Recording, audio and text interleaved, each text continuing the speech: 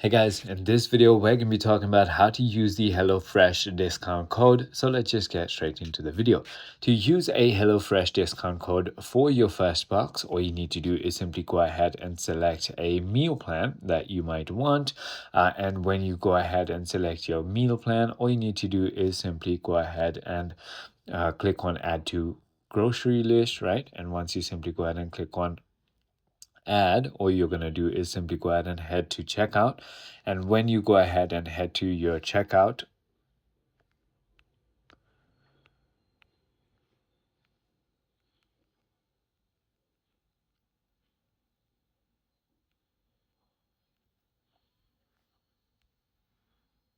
all you're going to do is simply go ahead and select the promo code option on the checkout and then enter your code. So it is as simple as that. It also often includes 50% off and free shipping. The discount is usually applied immediately to the total. So I hope this video clarifies everything for you. If you have further more queries, feel free to comment down below and I'll see you on the next one.